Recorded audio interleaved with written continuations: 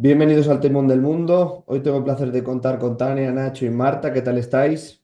Muy Hola, bien. buenas tardes, buenas Tardes. noches. Bueno, lo primero, muchísimas gracias por vuestro tiempo, por pasaros por el canal. Vamos a hablar del ataque de Israel y Estados Unidos a Irán y todo lo acontecido en estos últimos días, en este fin de semana, que ha estado, vamos, cargado de noticias, de involucración de muchos países. Marta, ¿qué te ha parecido este ataque que no era sorpresivo porque hemos visto cómo ha movido el mayor portaaviones que tiene Estados Unidos hace días y era un poco previsto que iba a ocurrir esto?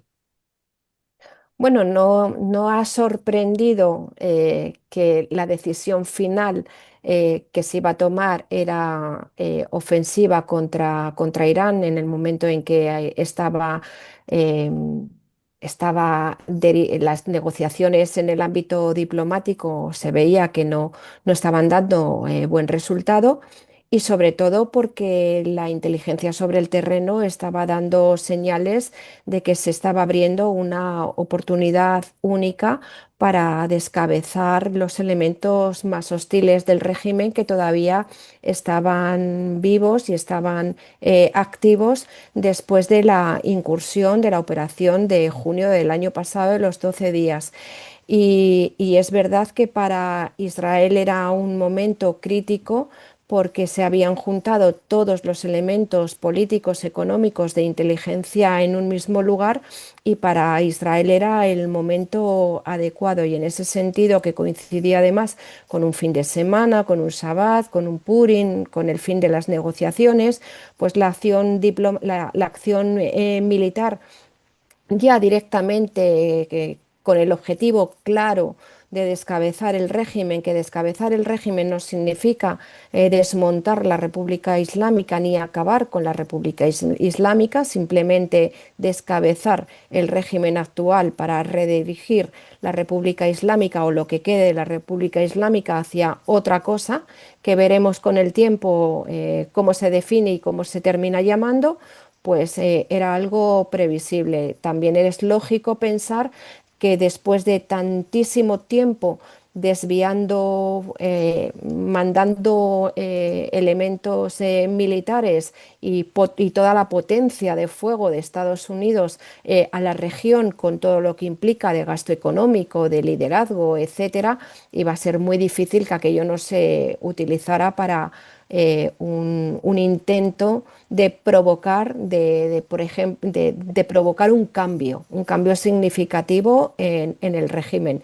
Y lo que estamos viendo creo que entra dentro de lo normal. Lo vimos en la Guerra de los 12 días y vamos a ver cómo evoluciona, pero está dentro de lo que se espera de la reacción de un régimen que se siente hostigado y que se siente que su peor pesadilla, es decir, que las condiciones que siempre ha temido de que favorezcan la caída del régimen parece que se están dando. Y por otro lado, también era lógico pensar que Israel se estaba preparando para ese ataque masivo por parte de Irán y por lo tanto la contabilidad de las bajas está dentro de lo previsible en estos casos. Y ya entramos en detalles más adelante. Tania, Bueno, yo realmente creo que esto es la consecuencia de no haber terminado esa guerra de los 12 días, que a mi modo de ver siempre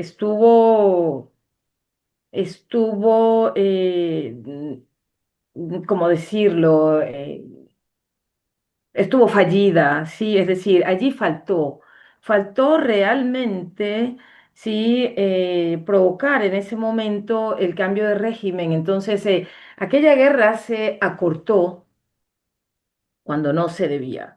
Sí, Israel y los Estados Unidos pudieron en aquel momento haber evitado tener que entrar otra vez a Irán En aquel momento incluso hubo botas sobre el terreno por parte de Israel en Irán. Entonces creo que esto es una continuidad innecesaria porque esto se pudo haber finiquitado en aquel momento y no tener que volver ahora por segunda vez a unos bombardeos que han sido bastante amplios, ¿no?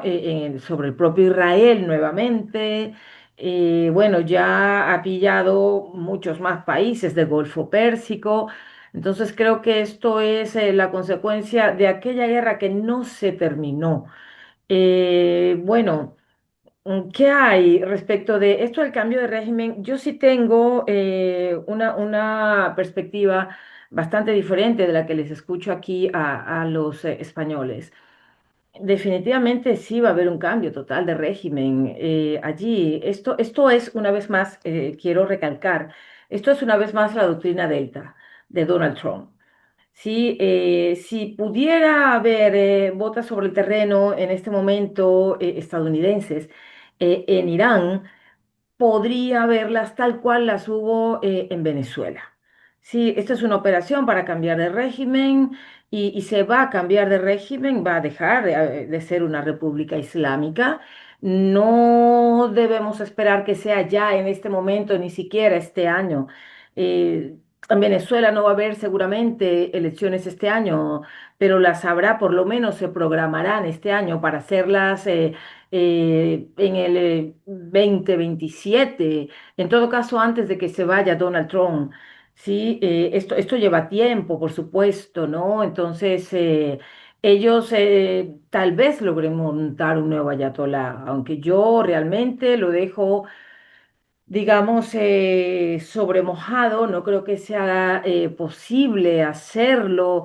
Hay muchas bajas dentro del ejército, sí, de la Guardia Revolucionaria que está buscando cómo salvar su pellejo, por decirlo de alguna manera.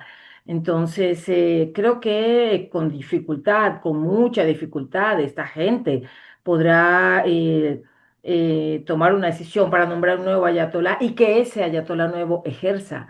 Sí, allí sí va a haber un cambio definitivo, repito, no tenemos que esperar que sea este año. Sí, pero la doctrina Trump radica en eso. La doctrina Delta radica en eso, que repito, fue iniciada en Venezuela este año y es una doctrina que va a ser aplicada aquí, el propio Trump lo ha dicho, en Irán. Entonces, esto nos va a llevar un poco de tiempo, por supuesto que va a llevar un poco de tiempo. Te repito, en Venezuela no habrá elecciones este año, pero por lo menos se programarán. Eso yo, digamos, es mi perspectiva y así lo veo. Trump tiene que entregarle algo a los venezolanos, sí, para garantizarles de que por más bien que esté negociando con Delcy Rodríguez, sí, con los resquicios que quedan del régimen, el régimen no está gobernando Venezuela. Esa es otra cuestión. Como tampoco van a seguir gobernando aquí en Irán, porque van a tener que transar. Ahora bien, todos estos movimientos de bombardear el Golfo, hombre, Irán también tiene que demostrar de que aún tiene fuerza, aun cuando no la suficiente para esto. Además, otra cuestión que está demostrando es que sí tenía misiles de largo alcance y que sí había que evitar que los siguiera teniendo, ¿no? Entonces, creo que al final van a terminar negociando porque no queda de otra. Nacho,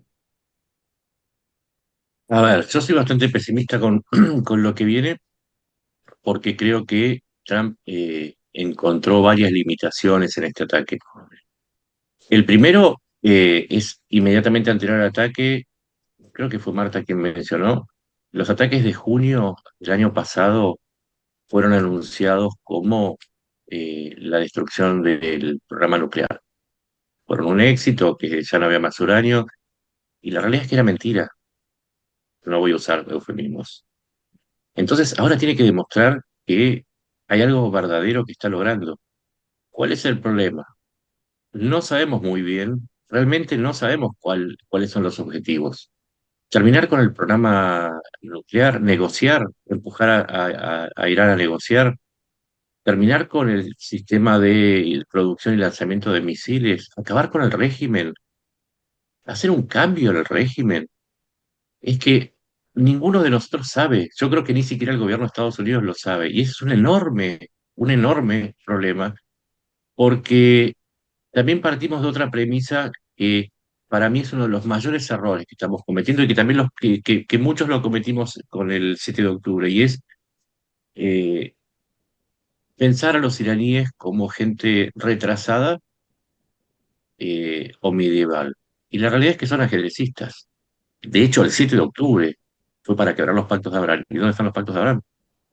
eh, no son improvisados. Justamente este esparcir la violencia en otros países, son 17, inclusive forzaron a Francia y a Gran Bretaña, que se habían abstenido, a países del Golfo que no dieron su autorización para hacer plataforma de ataque. Por eso los ataques salieron de Estados Unidos, desde Israel y desde la flota.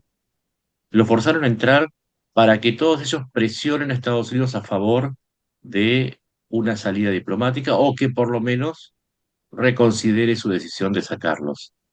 Eh, no se entiende todavía muy bien la doctrina porque todos hablamos de Trump, pero ponemos a Irán como un sujeto pasivo, y son mucho más peligrosos cuando se los tiene o se los menosprecia o se los tiene por seres retrasados. Ellos ahora aplican la doctrina de la mochila bomba. A saber, es yo voy a arrastrar al resto del mundo si voy a caer. ¿Por qué? Porque el riesgo no es existencial para Irán, es el riesgo existencial para el régimen. Entonces, perdido por perdido, son capaces de cualquier cosa. Ahora, si los ponemos como un sujeto pasivo y solamente pensamos a Trump, entonces podemos cometerle el mismo error que venimos cometiendo hace muchos años, ¿sí? Y no entender qué es lo que está haciendo Irán. Entender lo que está haciendo Irán es crucial para frenarlo. No sé si me explico. No, no estamos hablando, se lo trata como si fuese una falla tectónica, donde no se puede hacer otra cosa que esperar los resultados. Pero en realidad son seres pensantes y tienen sus estrategias. Y justamente el haber arrastrado, inclusive mucha gente dice, qué error haber arrastrado inclusive a Qatar, ¿no? A los Emiratos y a Qatar, que era un aliado. Y uno dice, sí, pero a veces es un error y también algo que les puede salir bien, y es que todos juntos presionen a Trump para llevar el conflicto de lo militar, en donde es débil, a la negociación, en donde podría tener algún tipo de posibilidades de sobrevivir. Entonces es ahí donde digo, ojo con pensar todo de ser Trump-céntricos. Yo, Tenemos yo, que poner yo, todos los... perdón que te interrumpa, yo realmente no creo ni Adelante, siquiera adelante. que esto lo esté llevando grandemente Trump. Trump habla y habla y habla y habla. Trump no conoce cómo van a reaccionar siquiera ellos. Sí, aquí, Ni siquiera sabe cómo va a reaccionar él, ¿no? pues A veces. aquí realmente yo la coherencia se la dejo a los israelíes. Yo, Trump puede decir cosas, mil cosas, pero los que sí saben a lo que van son los israelíes. Sí, Exacto. Trump Sí, no, yo Trump habla. interrumpo tu interrupción porque iba a eso. En junio, Israel tenía muy claro que el objetivo no era solamente terminar con el programa nuclear iraní, porque lo podés terminar, pero lo podés reiniciar, o podés quizás no lo terminaste y no lo sabés, sino que era terminar con la amenaza que implica no Irán, sino el régimen de los ayatolás. Estados Unidos le puso un freno, como le puso un freno en Gaza, como le puso un freno en el Líbano. Y ahora Israel, que tiene más claro el objetivo, por eso digo, Estados Unidos no se sabe. Si no se sabe como variable, yo no la puedo tratar, porque analíticamente es como, no sé, la dirección del viento puede cambiar, yo no lo sé. Pero si tengo una variable fija que es lo que quiere Israel. Israel quiere que se vayan los ayatolas. La pregunta es, hay un punto, y que ayer mismo Trump dijo que habían querido negociar con él, cosa que tampoco lo podemos tener en cuenta como verdadero, ¿sí? Pero parecía dispuesto a negociar. Hoy no. Pero si negocia, entonces vuelve a hacer lo mismo y a montarse en contra del objetivo de Israel, que es cambiar el régimen en Irán. Entonces es ahí donde digo, soy pesimista respecto a qué es lo que puede pasar, porque en la gran locomotora, que es Estados Unidos, Sí. no se sabe en qué dirección va. Realmente yo no lo sé, y no creo que ni el propio Trump lo sepa. Marta, Vamos a ver, se han dicho muchas cosas. Yo he querido empezar explicando un poco qué es lo que está pasando ahora, pero tiene razón Tania. Esto es, y lo he dicho hace un momentito en otra entrevista, esto es la segunda parte de un partido de fútbol que empezó con la guerra de junio de los 12 días. En aquella primera parte de aquel partido que jugaban Israel-Irán, terminó en 2-1 a favor de Israel, en el que efectivamente los objetivos no quedaron totalmente esclarecidos. Se consiguió contener las capacidades misilísticas y nucleares de Irán, pero no la voluntad de seguir manteniendo vivo, activo el programa nuclear. Se acabó con una parte muy significativa de la parte política, militar, científica, económica del régimen, pero justo cuando Israel estaba en modo avanzo, sigo, y pues llegó Trump con el freno, de la misma manera que en su día Biden frenó a Israel en la guerra de Gaza, o que Kissinger le frenó a Israel en la guerra del Yom Kippur, porque esa es una de las políticas del palo y la zanahoria que Estados Unidos mantiene respecto de Israel y de respecto a Oriente Medio, porque no hay que olvidar que los intereses estratégicos de Estados Unidos pueden coincidir o no con los de Israel, pero Estados Unidos tiene su propia agenda en Estados Unidos, en Oriente Medio y en el resto del mundo. Ahora bien, ¿por qué llegamos a esta segunda fase del partido? Porque el partido tiene dos fases, literalmente. O sea, necesariamente el final de un partido de fútbol, y yo no soy experta, no se juega en la primera parte del juego. Tiene que haber una segunda parte que es la que decide el final del partido.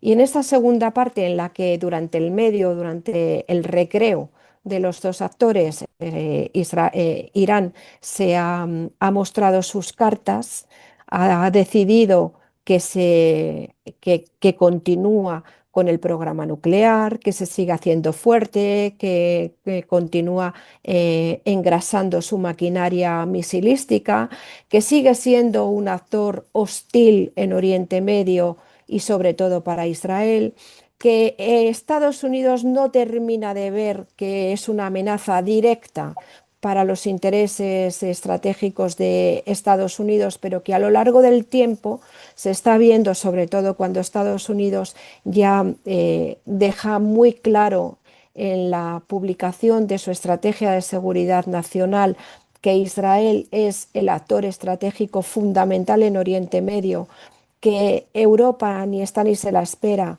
que el resto de los actores en Oriente Medio y en el resto del mundo se tienen que poner las pilas, perdón, y que su voluntad fundamental, la base fundamental de su estrategia es asegurar el hemisferio norte, y el hemisferio norte implica lo que es la Alianza Atlántica, pero también Hispanoamérica y toda Sudamérica. De ahí la acción de Cuba, que se va a ver en los próximos días, la acción en Venezuela, y de ahí también toda la acción en Oriente Medio, porque no hay que olvidar que tanto el plan de Gaza, que se presenta en Davos con todas las limitaciones que tiene, como toda la reestructuración de las alianzas en Oriente Medio, empezando por Irán, tienen que ver con algo fundamental, y es expulsar en el cono sur a China y a Irán, y expulsar en Oriente Medio la influencia rusa y china, y hacer todo lo posible porque Irán, más allá del programa nuclear, que es profundamente lesivo para todos los intereses de todos los actores en Oriente Medio, también para Israel, que lo ve como una forma de agresión directa. El programa misilístico, que también lo ve como una forma disruptiva de generar tensión en la región, pero que a Estados Unidos, si no es ofensiva, le da exactamente igual o le importa menos. Y un régimen que es profundamente antioccidental y que ha demostrado en los últimos meses, sobre todo, que ya tiene un interés directo en eliminar no a Israel solamente, sino que también tiene un interés específico en acabar con la presencia norteamericana en la zona y sobre todo en dejar claro a los países del Golfo y a los países árabes, por eso les está bombardeando porque está metiendo presión sobre esos países y les está diciendo, vosotros sois objetivos directos porque vosotros desde el punto de vista del Islam estáis cometiendo una herejía al tener en vuestros territorios bases de un país infiel, Estados Unidos, os estáis aliando con países hostiles e infieles, Estados Unidos, Israel, con toda la retórica del régimen, pero además vais a sufrir las consecuencias directas de vuestros actos. Lo que está provocando es todo lo contrario.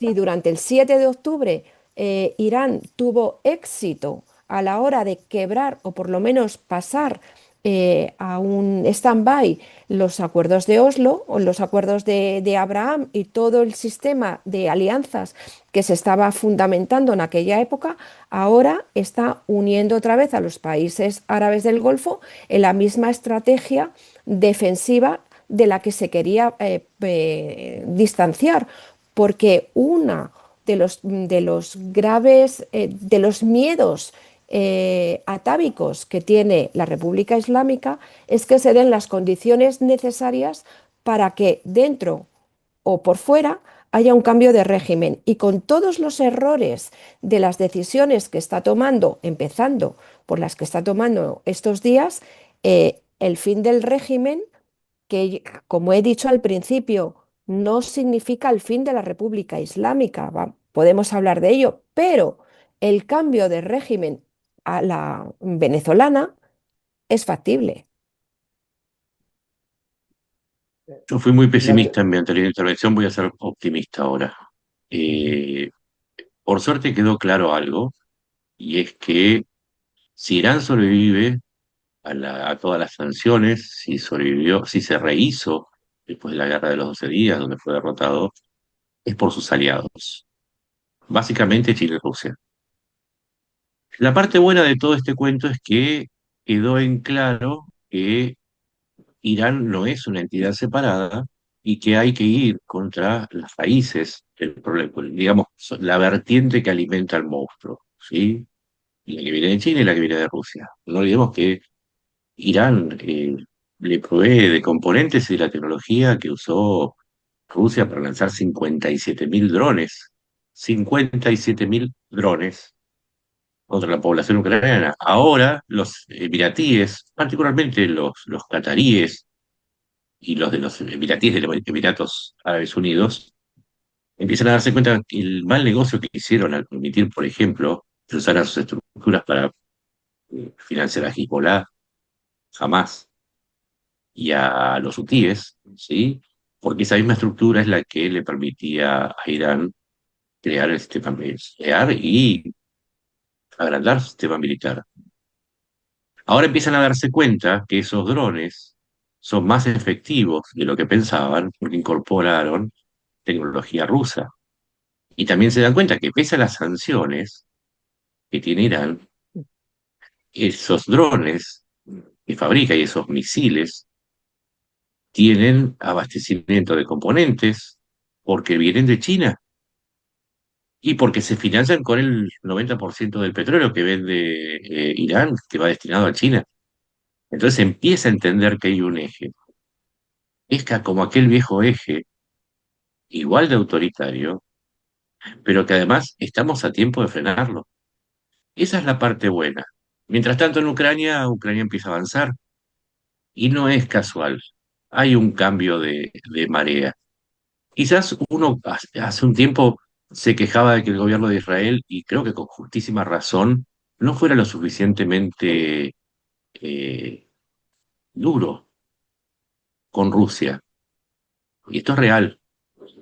Y la crítica es muy válida. El apoyo a Ucrania siempre fue limitado, aun a pesar de que Rusia siempre fue el gran aliado de Irán, y estaba presente en Siria, y siempre tuvo que haber sabido del 7 de octubre. Pero ahora, y desde hace unos meses, Netanyahu por fin se dio cuenta, se despertó y se dio cuenta, que el problema es integral, que es integral, que si no atacan al eje en toda su extensión, entonces Irán va a recuperarse. Es más, puede resistir cualquier acción a través de sus rutas del Caspio o a través de Pakistán para llegar a mantenerse comunicado con China. Y esto es real, ¿eh? Esto es bueno, porque el mundo empieza a entender qué es lo que está en disputa. Entonces, creo que ahí hay algo bueno. De pronto que los emiratíes acepten la ayuda de los ucranianos para decirles cómo se combaten esos drones que llegan, porque, claro, son los mismos, ¿no? No hay diferencia. Son los mismos Ajed y Gerard. Entonces, me parece que eso está bueno. Está bueno. Y además porque esto va a acercar a los Emiratos a Israel, que finalmente, y a Israel a los Emiratos, y a Israel a Ucrania, cuyo presidente judío hace mucho tiempo le viene pidiendo a Netanyahu que recuerde qué es lo que está en juego. Porque yo recuerdo que Zelensky ha dicho en una cantidad enorme de oportunidades que Irán era también un riesgo para ellos, pero también para el resto. Y se lo recordó en Siria, cuando fue a apoyar a los rebeldes contra Assad para luchar contra Rusia. Lo que me parece que está bueno es que empiece a configurarse un bando bien separado del otro.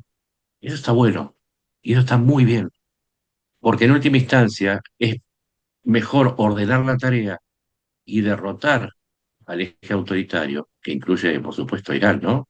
Que en este momento es la prioridad, para destruir después al resto, y después se verá si se renuevan los pactos de Abraham, cómo si Ucrania se ingresa o no a la OTAN, eso se puede ver después. Lo urgente ahora es el eje autoritario que evidentemente teníamos razón cuando avisábamos que tenía muchas cabezas. Así como Irán es una hidra que tiene con Al-Quds sus proxies, las otras cabezas de las hidras hablan en ruso y otras en mandarín. Y eso ahora se empieza a entender. Tania, Bueno, yo quiero recordar algo aquí sobre el tema Rusia-Israel, y es que sí, un poco Israel ha virado hacia Ucrania y está colaborando, ¿no? Pero aquí hay que recordar una cuestión que el propio Putin hace un par de años recordaba cuando le preguntaban en una entrevista ¿por qué no atacaba a Israel? Y él dice, la lengua rusa es una de las lenguas de Israel.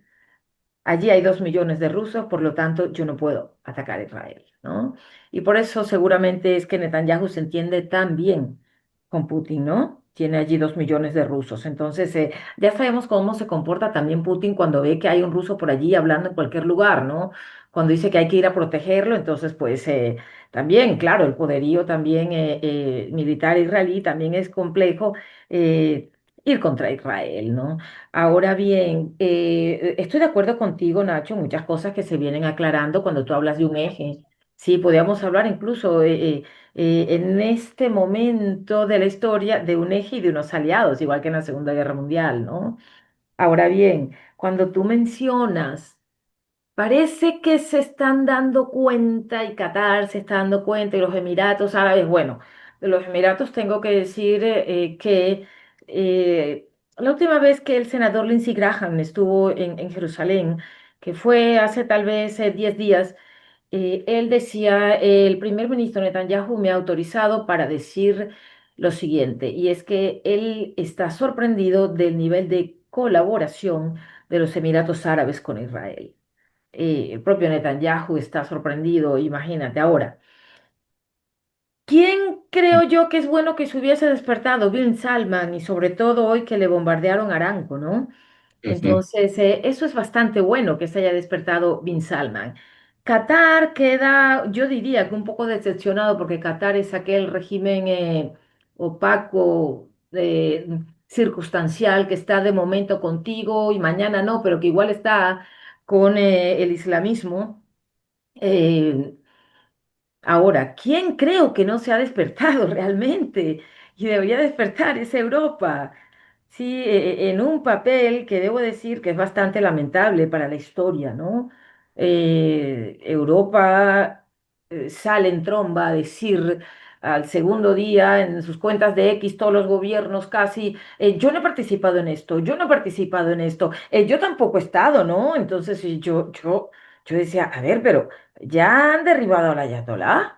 Entonces, tú vas a quedar en la historia atrás, o sea, tu foto va a ser decir que yo no estuve ante semejante logro, ¿sí? Entonces, yo creo que quien no se ha dado cuenta es Europa, que ha quedado fuera de todo esto, salvo, bueno, Macron que por allí ha dicho, seguramente se ha pellizcado y ha dicho, oye, y si esto funciona bien, ya se han quitado a la ayatolá y yo no voy a quedar en la foto.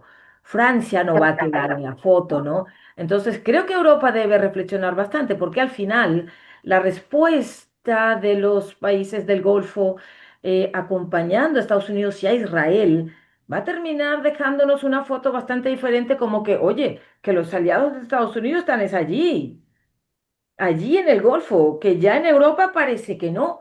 Ya no hablo de la actitud de España, ¿no? Que creo definitivamente que tarde o temprano va a causar unas consecuencias al país, ¿sí? Puede ser hoy, mañana, en un año, pero que al ver, porque bueno, al final X se ha convertido indiscutiblemente en la gran sala de guerra mundial. Sí, allí todo el mundo expresa lo que mira, lo que ve y lo que va a hacer y lo que piensa, ¿no? Cuando tú ves personajes tan cercanos a Trump como, por ejemplo, Richard Grenell, que es un hombre de allí, del brazo de Trump, cuando ves al propio senador Graham y otros republicanos que están reclamando a Europa, oiga, pero no éramos aliados. Claro, Europa está diciendo, oye, que estamos en la OTAN, pero que yo no soy fiable, ¿no? No vayas a creer que cuando toque ir a acompañarte a ti, yo voy a estar. Entonces yo me estoy preguntando hoy día, oiga, ¿y cuál es el papel de la OTAN? ¿Qué es eso de aliados? ¿Aliados para qué? ¿Aliados para qué? Esto va a dejar, como tú dices, Nacho, claro, aquí vamos a estar en otro escenario y al final se va a saber quién es quién. Y creo que en el Golfo Pérsico ellos van a terminar siendo unos aliados indiscutiblemente fiables, ya no para los Estados Unidos, que evidentemente, sino para Israel.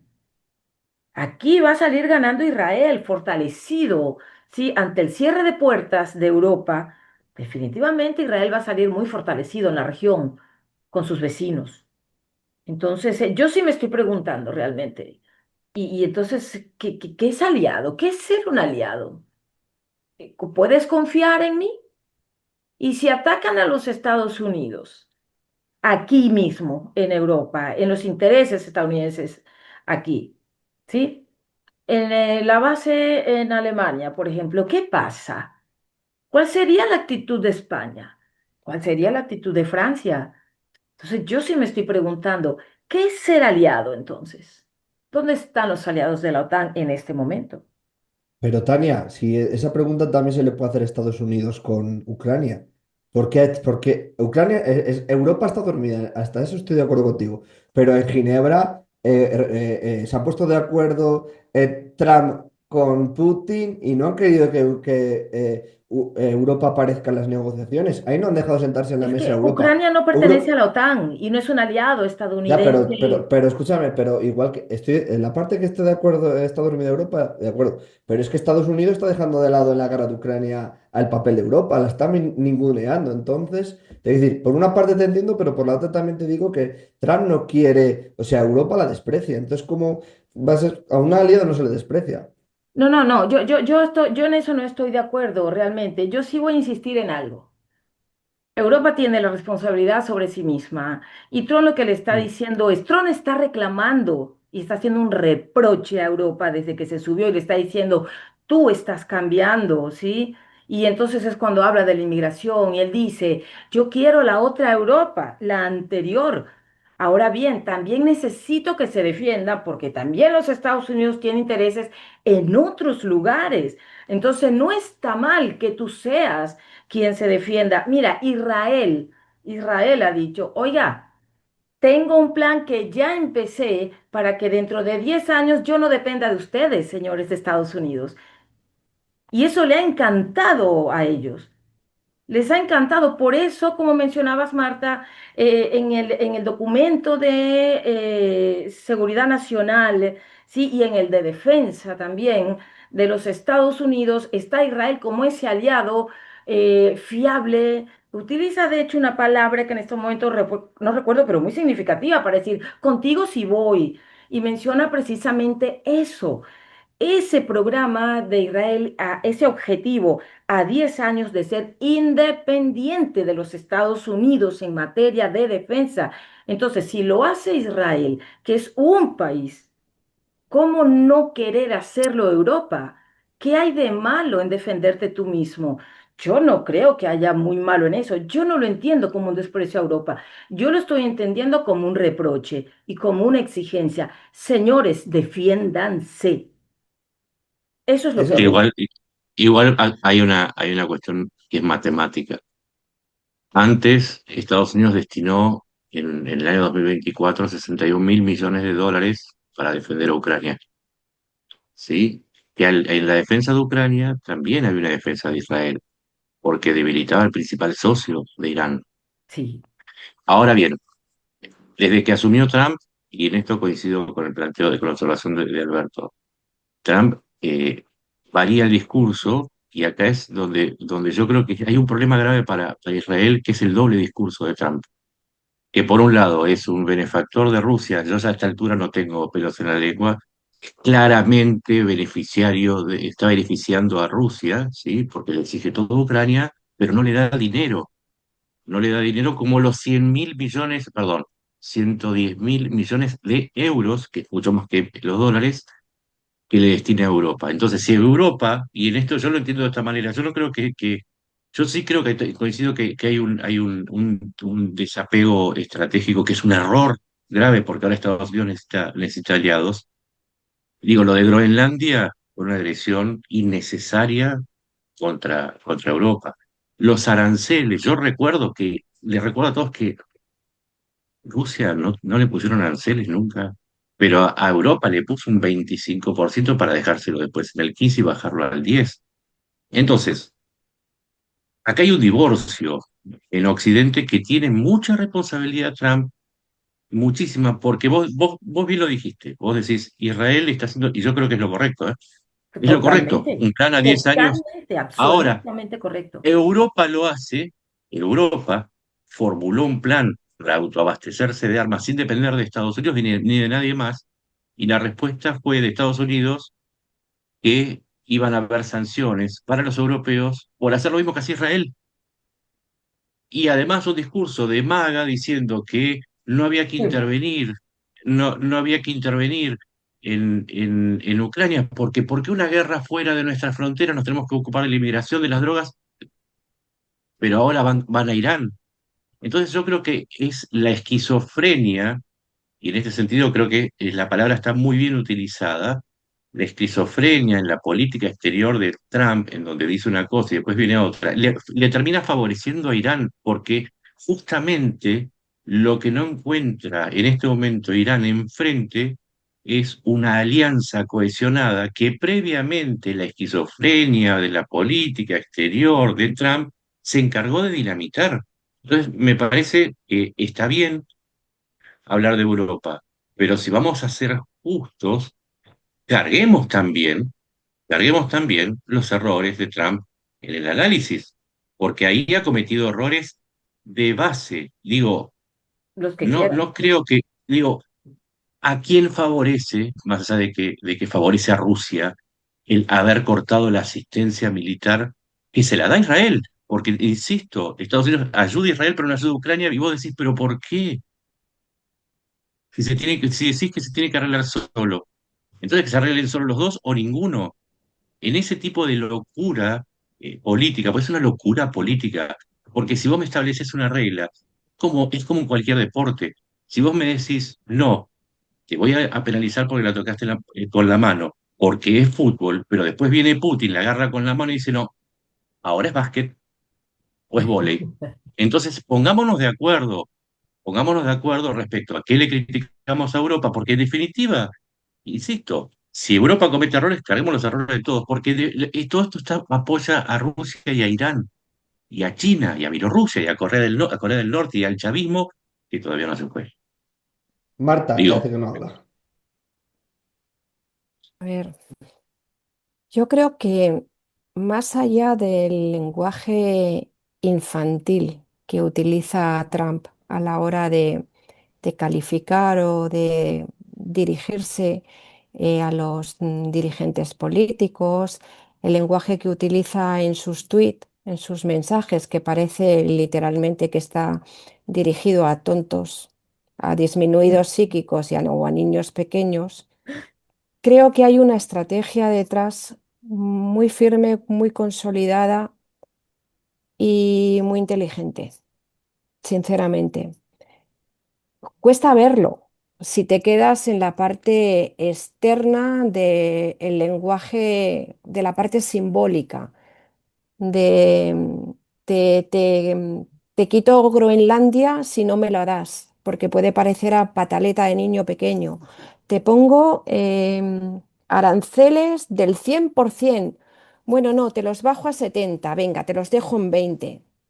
Creo que hay una estrategia detrás que se está viendo muy marcada en la estrategia de seguridad nacional, que hay que leerla con muchísimo detenimiento, y en los pasos que está dando primero en Venezuela y después en Oriente Medio, y que se está quitando de en medio a enemigos y a competidores de una manera inteligentísima, a unos incluidos, e incluso está utilizando el lenguaje meloso de que parece que les pasa la mano por encima. Por ejemplo, Turquía y Qatar, que parece que ha preferido en Oriente Medio el eje radical de los hermanos musulmanes en la administración de Gaza, por ejemplo, o en la gestión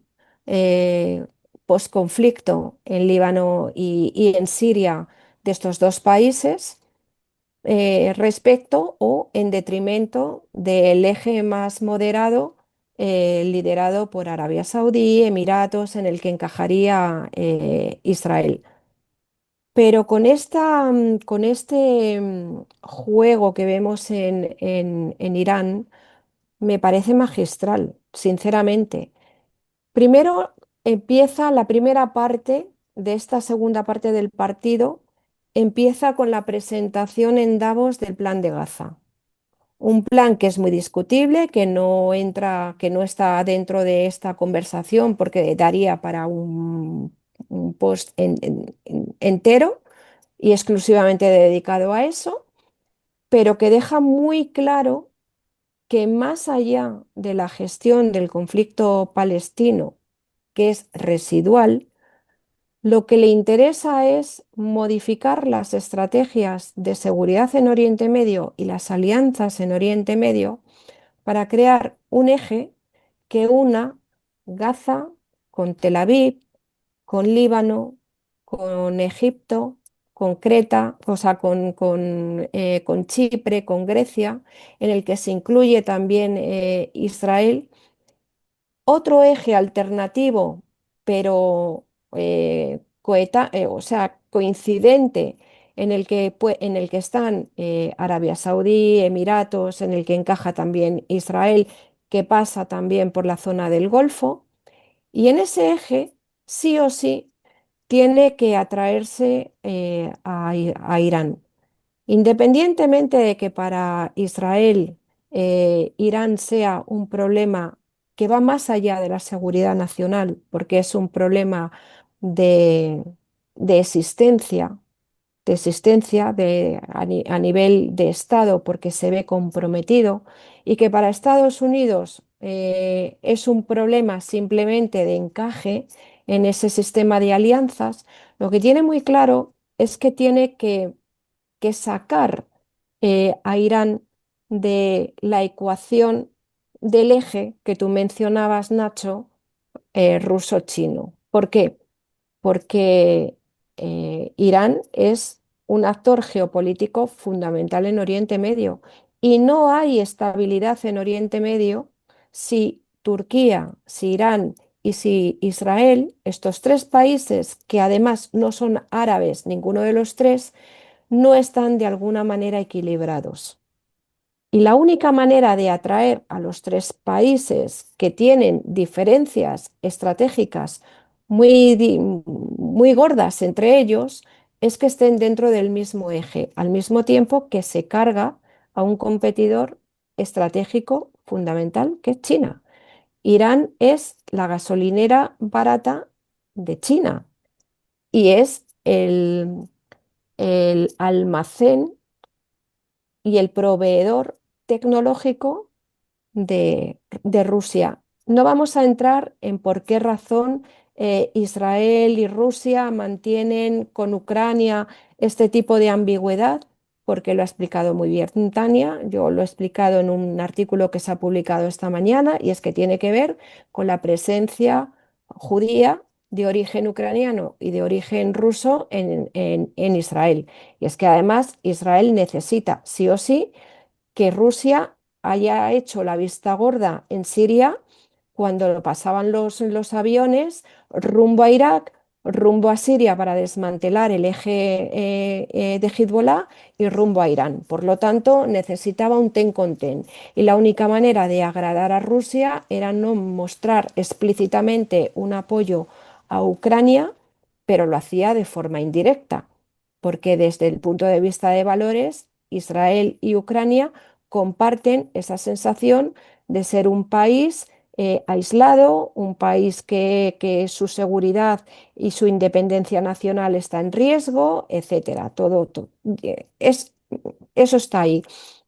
Me parece importante la jugada de Trump porque sin soltar la mano diplomática que la mantiene todavía abierta y lanzada hacia la Guardia Revolucionaria y hacia los restos que quedan del régimen iraní, porque a diferencia de Israel, que Israel sí quiere la caída del régimen iraní y sí apuesta por un régimen democrático, libre, porque hay sinergias entre la población iraní y la población israelí.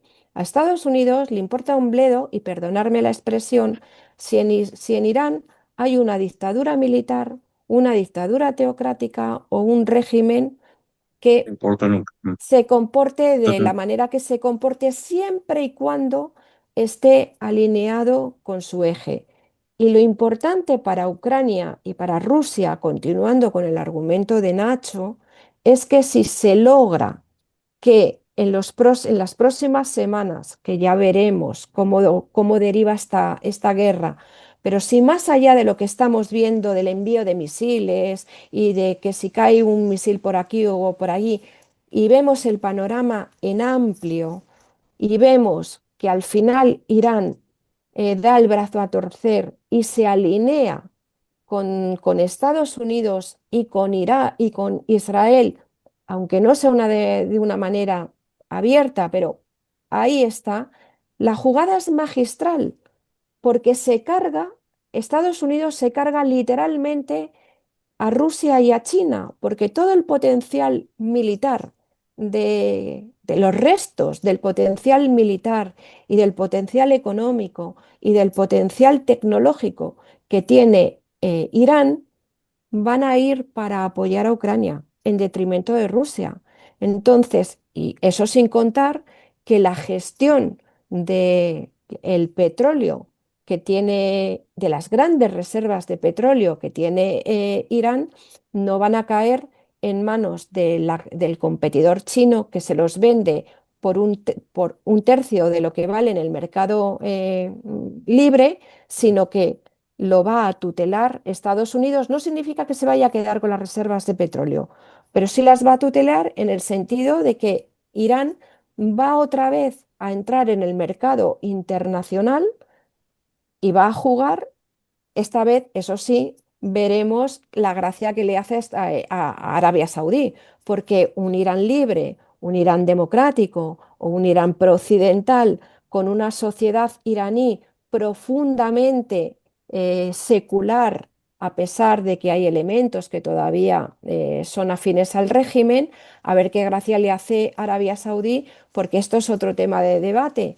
El cambio geopolítico, o sea, el tsunami geopolítico que se puede producir en Oriente Medio es de dimensiones que todavía no alcanzamos a ver.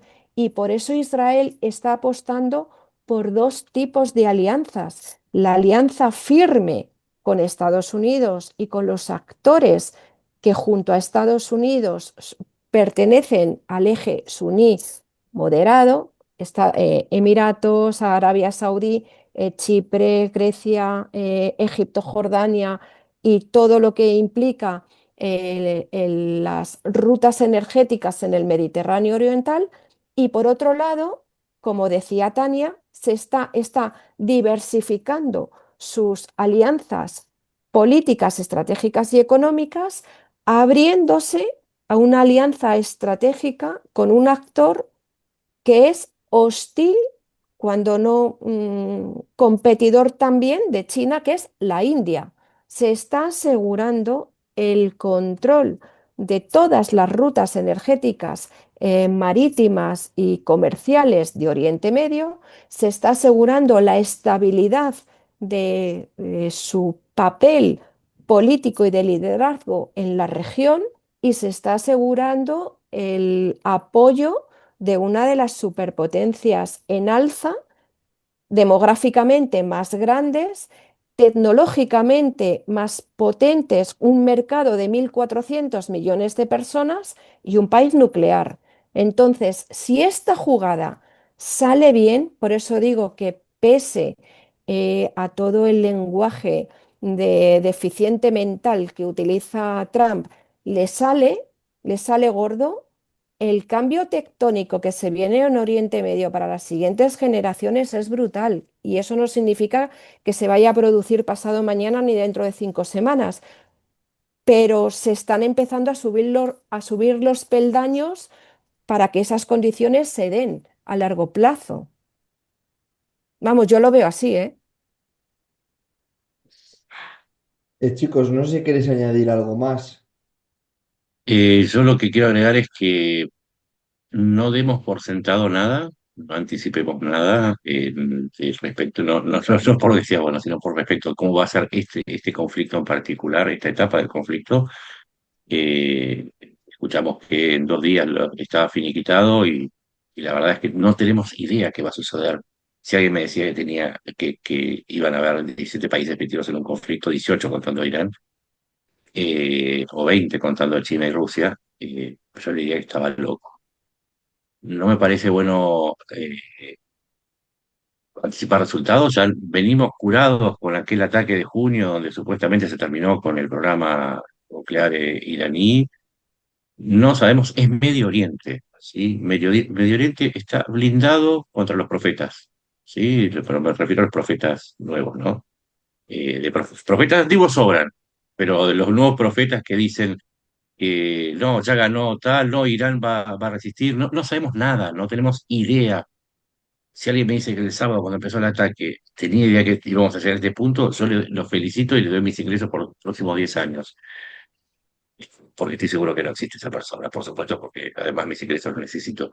Pero nada, mi conclusión es que vamos tranquilos, vamos viendo y me parece mejor, yo por lo menos voy a comentar sobre los hechos de lo que sucedió eh, y, esa es mi posición analítica.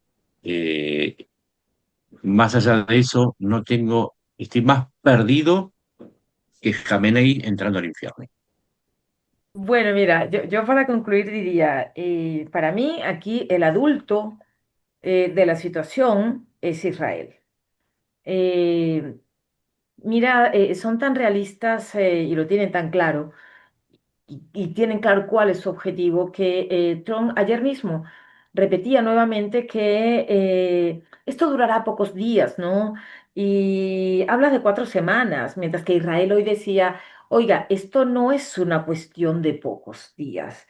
Y también quiero decir, para finalizar, algo que parecería que no es tan importante, pero que demarca esto de quién es el adulto y quién sí tiene un objetivo y va casi que de independiente y puede seguir solo en esto si los Estados Unidos deciden no seguir. Y es, mira, cada uno tiene un nombre a esta operación.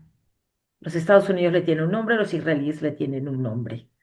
Sí, entonces cada quien, esto te está diciendo que cada uno tiene su parte de la historia, ¿no? De cuando todo esto termine. Y yo creo que siendo Israel el adulto, teniendo claro cuál es el objetivo, que como decías, Marta, es quitar a los ayatolá del medio y hacer una democracia allí, porque además Irán es muy bien visto entre la disidencia, perdón, Israel es muy bien visto en la disidencia iraní. Netanyahu en algunos discursos del último año ha hablado de Ciro el Grande y el compromiso que Israel tiene con los iraníes por aquello que hizo Ciro el Grande, ¿no? A liberar a los judíos. Entonces, mi conclusión es que aquí hay un adulto, el adulto es Israel. Esto de ir allí haciendo pases que están pegadas con babas, perdónenme la expresión, que son los pases que hace Trump, que después terminan por los aires. Sí, esto definitivamente Israel va a pasar de eso. Sí, y si le toca continuar solo, evidentemente tiene con qué y lo va a hacer, porque claro, a Trump le van a sobrevenir del tema de esto es una guerra ya, ¿no? Dijiste que 4 semanas, mira por dónde vamos, dijiste que no es una guerra y no has ido al Congreso a que te la autoricemos. Sí, que es la ventaja que tiene Netanyahu. Netanyahu vaya a hacer la guerra y después Mm, explica. Y eso sí le piden las explicaciones, ¿no? Entonces, mm. esa es mi conclusión. Bueno, chicos, pues muchísimas gracias a los tres. Un fuerte abrazo y nos vemos otro día. Nos Gracias. vemos, me voy corriendo, nos vemos. Vale. Adiós.